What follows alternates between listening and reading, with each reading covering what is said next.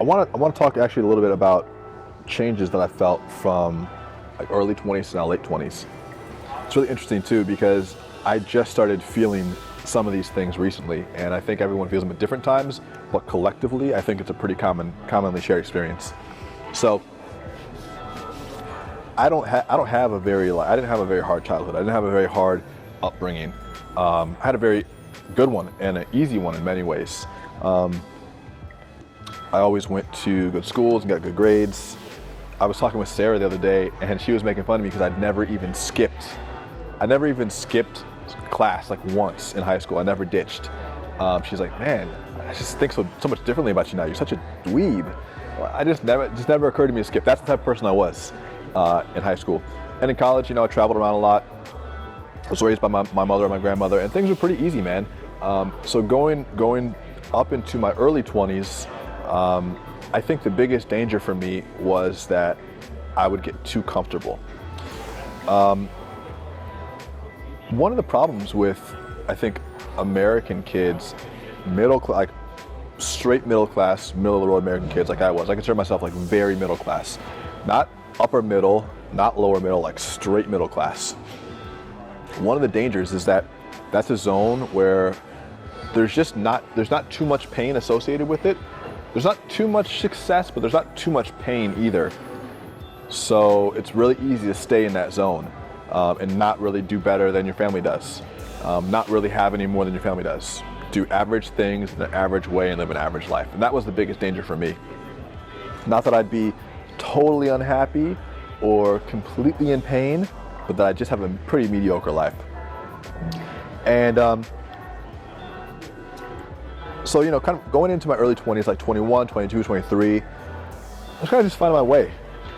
And because I hadn't experienced much pain in my life,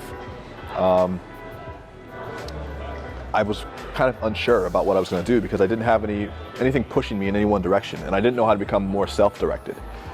And then as I got a little bit older, like right around 24, 25, which is still early to mid 20s, I started to make some changes in my life, and I started thinking, all right, well, if I want to have something better, I have to try harder. So you guys know the story. That's when I started learning how to freelance, and I started thinking about my own business, and that started to create a little bit of turmoil for me, just because it was harder than just coasting. It was harder than just getting a job, working hours, and going home. So I started to make it harder for myself, increasingly harder. And as my life got harder, I started to develop more as a person. I started to develop stronger likes and dislikes. I started to develop different hobbies. I started to develop different ways of looking at the world because I was challenging myself more, it was more clear what I did and definitely what I didn't want. And then as I kind of like fully launched into entrepreneur mode, like around 26, 27, I'm 28 now recording this, 26, 27, things started to get a lot harder. And that started really to develop me as a person.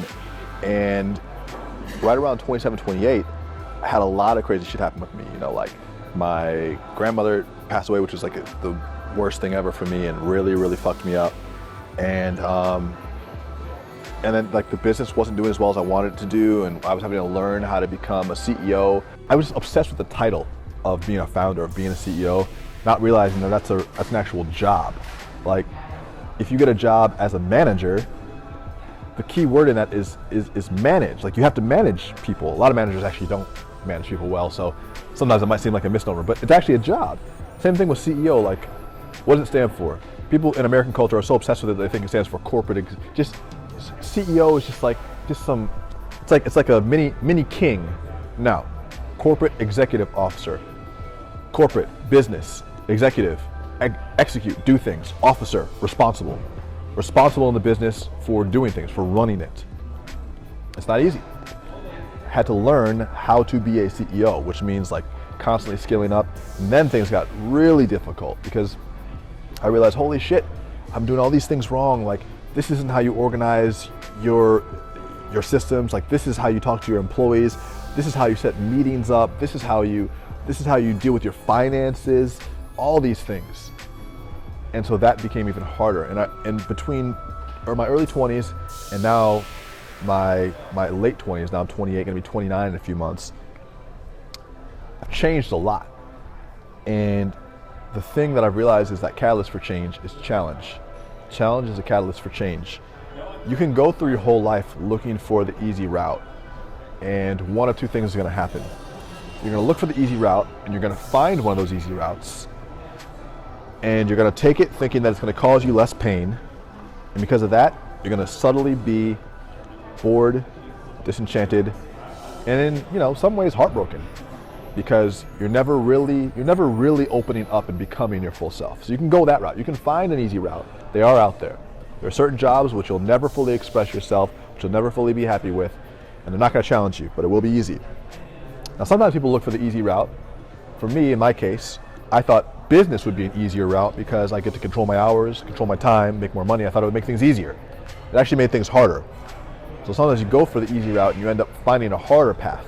But if you take that harder path, the challenge that it provides you with will change you into a better person if you can withstand that challenge. I talk about that in this book. Actually, I say one of my 7 maxims in this book is that that I look for challenges. I seek out challenge. I enjoy and I look forward to being challenged. And I think you'll find that too.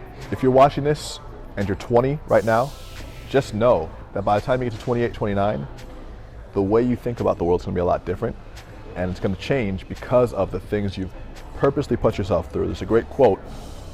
I think Tim Ferriss said it. He said, "We go through necessary hardships to avoid unnecessary hardships," which means that we challenge ourselves with things that are hard on purpose, so that we don't have to go through the unnecessary hardships that come from things we can't control. You work out now on purpose, of your own volition, so that you won't have to deal with the problems of having arthritis and being fat and slow and unhealthy in 20 years. You go through the unnecessary pain now to avoid the necessary pain of having a broken down body later. Same thing with your business. You go through this unnecessary struggle. It's not necessary to struggle to start a business. Lots of people can choose to opt out of business, but we go through this pain now of building something so that later we don't have to deal with a life full of regrets, deal with a life full of what ifs. And we also, if we do it right, don't have to deal with money problems. So it's exchanging one struggle to avoid another struggle. Challenges will change you, and I hope that you're realizing that too as you migrate through your 20s into your 30s and beyond. All right, hope you enjoyed that. We're dropping new videos every day, and if you want to learn about more of my philosophies and how I think about the world, check out this book. It drops May 2nd. You can order it right now online, rich20something.com/book. And if you do, just on my bonus list. So we're giving away access to my courses for free. We're giving away free MacBook Pros. We're giving away, we're doing live masterminds in person in secret locations all around the US and the world. And all you have to do is sign up or, order a copy of the book. Send me a receipt via email, Daniel@rich20something, or you can drop me a DM on Facebook, Instagram, Twitter, Snapchat. I'll get it. I'll make sure that I got your name down, and we'll enter you to win. All right, hope you're having a good one. Make sure you subscribe to my YouTube channel, wherever the button is, somewhere on this page, and I'll see you soon. Peace. That was kind of a long one too.